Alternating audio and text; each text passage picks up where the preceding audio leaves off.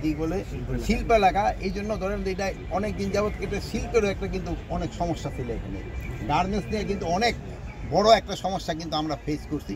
এটা কিন্তু মোটামুটি আল্লাহ দিলে একটা কন্ট্রোলের ভিতরে আসছে এবং এখানে এই জন্য এটার স্ট্রেংথ অনেক বেশি। এখানে শিল্প পুলিশ আছে, এখানে সেনাবাহিনীও কিন্তু ডিপ্লয় করা আছে, এখানে র্যাব আছে, এখানে বিজিবি আছে, আর পুলিশ তো তাদের দায়িত্ব তারা করেই যাচ্ছে।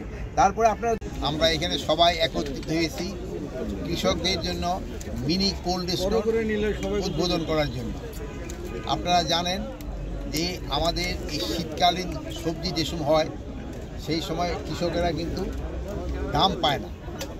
এই ফুলকপি, বাঁধাকপি, গাজর, শালগম এগুলির দাম অনেক কমে যায়।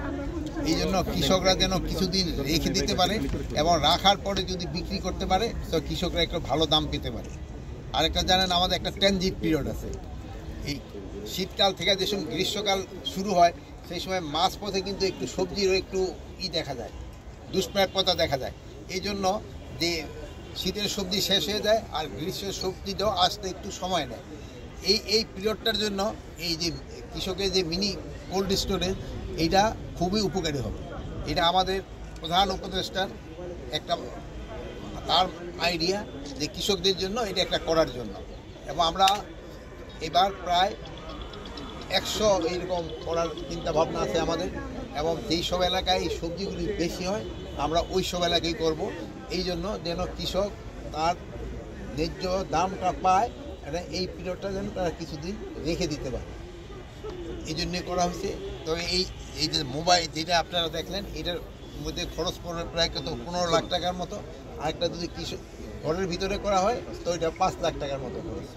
তো একটা হলো যে ইচ্ছা করলে কৃষক কিন্তু তার নিজের ঘরও করতে পারবে, আর একটা হলো এটা সোলার সিস্টেম আছে, এটার জন্য ওই বিদ্যুতের খরচটা লাগবে না, একবারেই এই সোলার সিস্টেমে এইটা হয়ে যাবে। আর প্লাস সোলারের আরেকটা অ্যাডভান্টেজ হলো এটা যে সময় এটা বেশি থাকে সেই শক্তিটা ন্যাশনাল গ্রিডে চলে যাবে, আবার অন্য সময় আবার ন্যাশনাল গ্রিড থেকে এটা আসবে। তা আপনারা এটা একটু প্রচার করবেন যেন কৃষকরা এটা নিজেরা করার চেষ্টা করে, আর আমরাও প্রায় 100-র মতো করে দিই।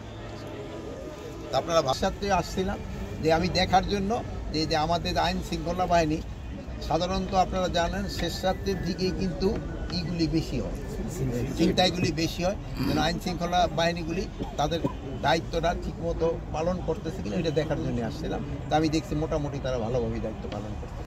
কৃষকের জন্য আসছি তো, যেহেতু আমাদের কৃষকের আমাদের কিন্তু মেইন এটা সমস্যা। আমি কথা বলে নেই আগে, কৃষকই কিন্তু আমাদের এই ইটাকে মানে তাদের, তা আমরা কৃষকের জন্য আজকে কথা বলতে চাই। আরেকটা হলো আপনারা জানেন যে এক সময় আমাদের কিন্তু আইনের আওতায় নিয়ে আসতেছি এগুলি জন্য আমি আপনাদের কাছে একটু অনুরোধ করব আপনারা একটু জনসচেতনতা বৃদ্ধি করতে হবে। কথা শেষ করে নিই, জনসচেতনতা একটু বৃদ্ধি করতে হবে, এই জনগণ সচেতন হবে। এই যে যারা যারা এই সব কিছু করতেছে এটা তো ধরেন যে আমাদের এই পোলাপান এগুলো কিন্তু একটু বুঝাইতে হবে যে অপকর্মগুলি থেকে তারা দূরে আসুক। আরেকটা জিনিস দেখবেন আমাদের যে স্ট্যাটিস্টিক্স আছে এটা কিন্তু যে খুব যে আগেও কিন্তু এরকম ঘটনা ঘটছে, বাট এখন হলো যেমন ধরেন আমি যদি যেহেতু অনেক আগে এখানে আমি চাকরি করছি, আপনাকে যদি এরকম ডাকা হইতো একটা ক্যামেরা পাওয়া যাইতো কিনা সন্দেহ। আমার যদি একটা খেলার জন্য যদি একটা ক্যামেরাম্যানরা আনতে হইলে তারে অনেক করে চেষ্টা করে আনা হইতো, বাট এখন যেহেতু মিডিয়ার যুগে একটা জিনিস খুব তাড়াতাড়ি সবাই জানতে পারে, এটা কিন্তু সবাই উপকার হচ্ছে, আমাদের উপকার হচ্ছে, আমরাও কিন্তু সাথে সাথে কিন্তু জনগণকে বলবো যে আইন আপনারা নিজের হাতে তুলে নেবেন না, আর পুলিশকে বলবো তারা আরো বেশি অ্যাক্টিভেট হওয়ার জন্য যেন এই ধরনের ঘটনা না ঘটে। আরেকটা জিনিস ওই যে আপনি বলছিলেন যে এই এলাকায় আমরা এখানে পুলিশের সংখ্যা বাড়ানোর জন্য আমরা চেষ্টা করতেছি। আমরা কিছুদিনের মধ্যে শুধু পুলিশ না অন্যান্য আইন শৃঙ্খলা বাহিনীর জনসংখ্যা আমরা বাড়াবো।